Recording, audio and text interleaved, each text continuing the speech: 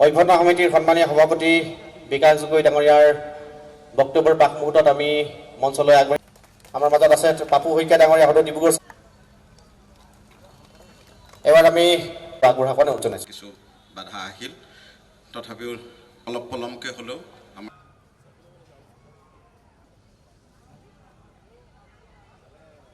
উদ্বোধন কৰিবৰ বাবে মই অনুৰোধ জনাইছোঁ।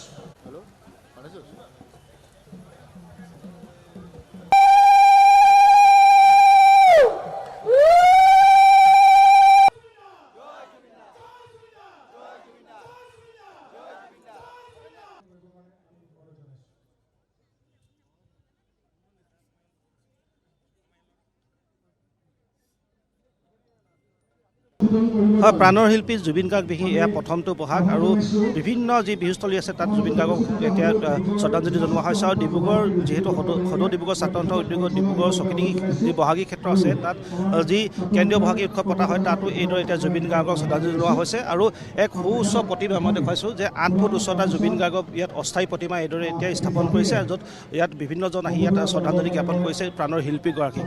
আৰু এই চকিডিঙি খেলপথাৰত আমি দেখোঁ যে প্ৰত্যেক বছৰে বহাগী উৎসৱত প্ৰত্যেকটো বছৰতে জুবিন গাৰ্গৰ ইয়াত সংগীতানুষ্ঠান ৰাইজে দেখিবলৈ পায়। আৰু এইবাৰ যিহেতু জুবিন গাৰ্গ আমাৰ মাজত নাই, গতিকে এইবাৰ তেখেতৰ এতিয়া প্ৰতিমূৰ্তি ইয়াত স্থাপন কৰিছে যাতে জুবিন গাৰ্গ আমাৰ মাজত থকা যেন এক অনুভৱ ইয়াত হ'ব পাৰে। আমি কিছু কথা পাতিবলৈ চেষ্টা কৰিম, কাৰণ আমি দেখিছোঁ যে বিভিন্নজন এই বিহুৰ লগত জড়িত বিভিন্নজন লোক ইয়াত বৰ্তমান সময়ত আহি উপস্থিত হৈছে। বিশিষ্ট অভিনেতা অৰুণ হাজৰিকা ডাঙৰীয়া আছে, অৰুণ হাজৰিকা ডাঙৰীয়া আছে, আমি তেখেতৰ লগতো কথা পাতিবলৈ চেষ্টা কৰিম। যিহেতু জুবিনবিহীন এয়া প্ৰথমটো বহাগ আৰু ডিব্ৰুগড় চকিডিং খেলপথাৰ বুলি ক'লে যি বহাগী উৎসৱ পাতে জুবিন গাৰ্গৰ সংগীতানুষ্ঠান প্ৰত্যেক বছৰে থাকে।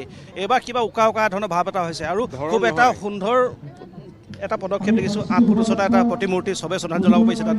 আচলতে উকা ধৰণৰ বুলি নহয়, উকা বহাগ, জুবিনবিহীন বহাগ। আৰু এই বহাগটো আমি এনেকৈ পাম বুলি আমাৰ জীৱনত কল্পনাই কৰা নাছিলোঁ, সপোনেই দেখা নাছিলোঁ। আৰু সেই সপোনটো এতিয়া এনেকুৱা হৈ গ'ল যে জুবিনবিহীন আমি বহাগ পাতিছোঁ, উকা বহাগ। আমাৰ মনত বহুতো বিষাদ আছে, বহুতো ক্ষোভ আছে, খং আছে বহুতো। আৰু সেই খং ক্ষোভক আমি পৰিত্ৰাণ পাবলৈ আমি বাট চাই আছোঁ অতি আগ্ৰহেৰে আৰু হেঁপাহেৰে আছোঁ, আৰু অতি ক্ষোভেৰে ৰৈ আছোঁ যে আমাৰ জুবিনৰ প্ৰকৃত ন্যায় আমি কেতিয়া পাম, সেইটো এটা কথা। আৰু জুবিনে যিখিনি দি থৈ গ'ল সেইখিনিক মই ভাবোঁ আমাৰ প্ৰজন্মই, আমাৰ পিছত প্ৰজন্মই হওক বা নতুন প্ৰজন্মই সেইখিনিক অনুকৰণ কৰাটো মই বিচাৰোঁ। তেওঁ মুক্ত কণ্ঠে, উদাত্ত কণ্ঠে তেওঁ যিখিনি কথা কৈছিলে সঁচা কথা কৈছিলে, আৰু অসমক ভাল পোৱা কথা কৈছিলে। জাতীয়তাবোধটো তেওঁৰ চেতনাত আছিলে, তেওঁৰ তেজত আছিলে। আৰু তেনেকুৱা জুবিন আমি আৰু নাপাম আমাৰ জন্মত, পিছলৈ বেলেগ কথা। কিন্তু মই ভাবোঁ যে জুবিন অমৰ হওক, সদায় থাকিব আমাৰ মাজত জুবিন। এই বিহুখনৰ লগত আপুনি জড়িত, আপোনাক প্ৰত্যেকবাৰে এখন বিহুত পাওঁৱেই, এইবাৰো আপুনি আহিছে ইয়াত অংশগ্ৰহণ। মোৰ এইখন বিহুলৈ ডিব্ৰুগড়ৰ এই ছাত্ৰ সন্থাৰ এইখন মজিয়াত এইখন বিহুত মই কিমান বছৰ আহিলোঁ মই হিচাপেই ৰখা নাই, পাহৰি থাকিলোঁ।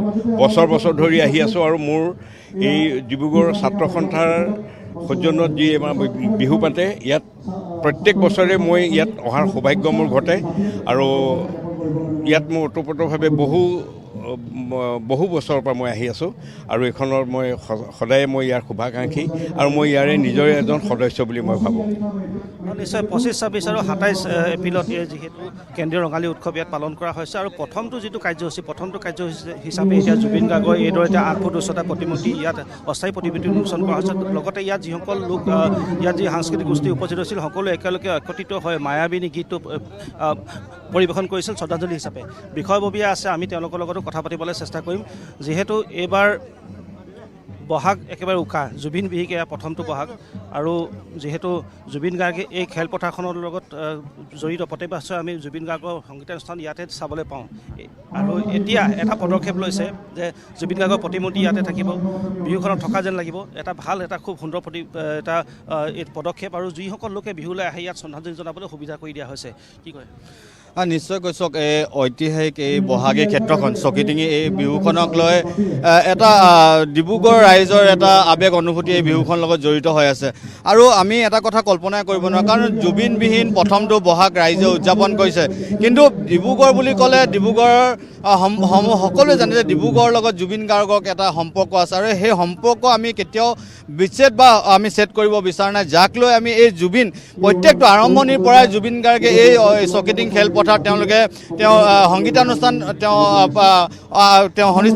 অনুষ্ঠানত অংশগ্ৰহণ কৰিছিলে বা সংগীতা তেওঁ অবিহনে আচলতে ডিব্ৰুগড় এই বিহুখন কেতিয়াও সম্পূৰ্ণ নহয় তাৰ সমান্তৰালকৈ জুবিন গাৰ্গ আমাৰ মাজত কায়িকভাৱে নাই কিন্তু তেওঁৰ প্ৰতিমূৰ্তি আমি উন্মোচন কৰিছোঁ আৰু প্ৰতিজন যি জুবিন গাৰ্গক চাবলৈ বা জুবিন গাৰ্গক কাষৰ পৰা যিসকলে চাব বিচাৰে বা বুজিব বিচাৰে তেওঁলোকক কাৰণে আচলতে আমি ইয়ালৈ এটা প্ৰতিমূৰ্তি বিহু বিখ্যাত প্ৰতিমূৰ্তি এটা উন্মোচন কৰিছোঁ আৰু প্ৰত্যেকজনে আহি তেওঁক শ্ৰদ্ধাঞ্জলি জনাব পাৰিব আৰু বিশেষকৈ আমি বিশেষ এটা উদ্যোগো গ্ৰহণ কৰা হৈছে আমি বিশেষ এখন আসন আচলতে তেওঁৰ কাৰণে আমি সাজিম যিখন আসনত জুবিন গাৰ্গৰ এখন ফটো সম্বলিত এখন ফটো থাকিব যি ফটোৱে আমি বিশেষ সেই আজি এই চকিডিঙি ৰঙালী উৎসৱে সেই জুবিন গাৰ্গক আমি সন্মান জনাই সেই বিশেষ চকীখন ৰাখিম যিখনত জুবিন গাৰ্গৰ কাৰণে সংৰক্ষিত হৈ থাকিব এই চকীখনত জুবিন গাৰ্গে যেন আমাৰ লগত থাকি তেওঁৰ বিহু উদযাপন কৰিছে বিহু পালন কৰিছে এই বিহুখনৰ লগত যে তেওঁ সম্পৰ্ক এই কথাখিনি আমি আচলতে ৰাইজক দেখাবৰ বাবে আমি বা আমাৰ মাজৰ পৰা তেওঁ যে নাই কায়িকভাৱে নাথাকিব পাৰে কিন্তু তেওঁ যে আমাৰ লগত আছে আমি সেই কথাখিনি আমি মানে এই বিহুখনে আমি তেওঁক এই সমাজ বা এই এটা বাৰ্তা দিবৰ বাবে আমি চেষ্টা কৰিছোঁ নিশ্চয়কৈ প্ৰাণৰ শিল্পী জুবিন গাৰ্গ অবিহনে ডিব্ৰুগড় যি কেন্দ্ৰীয় ৰঙালী উৎসৱ চকিডিঙৰ ইয়াত কেতিয়াও নহয় আৰু প্ৰত্যেক বছৰ জুবিন গাৰ্গৰ এটা সংগীতানুষ্ঠান থাকেই গতিকে এইবাৰো যিহেতু তেখেত কায়িকভাৱে আমাৰ মাজত নাই গতিকে কিছু ধৰণৰ পদক্ষেপ গ্ৰহণ কৰিছে এক জুবিন গাৰ্গক শ্ৰদ্ধাঞ্জলি জনাবলৈ 8 ফুট উচ্চতাৰ ইয়াত প্ৰতিমূৰ্তি অস্থায়ী প্ৰতিমূৰ্তি ইয়াত স্থাপন কৰা হৈছে লগতে এখন আসন য'ত কোনো জুবিন গাৰ্গৰ বাবে সংৰক্ষিত কৰি ৰাখিব বুলি ইতিমধ্যে কোৱা হৈছে তেনেধৰণৰ পদক্ষেপ গ্ৰহণ কৰিছে আৰু এইবাৰ যিহেতু সকলোৱে কৈছে যে এইবাৰ বহাগ কিছু উকা যেন অনুভৱ হৈছে কাৰণ প্ৰাণৰ শিল্পী জুবিন গাৰ্গ আমাৰ মাজত নাই কিন্তু তেখেতক শ্ৰদ্ধাঞ্জলি জনাবলৈ এইদৰে বিশেষ পদক্ষেপ গ্ৰহণ কৰিছে ডিব্ৰুগড় ছাত্ৰ সন্থাই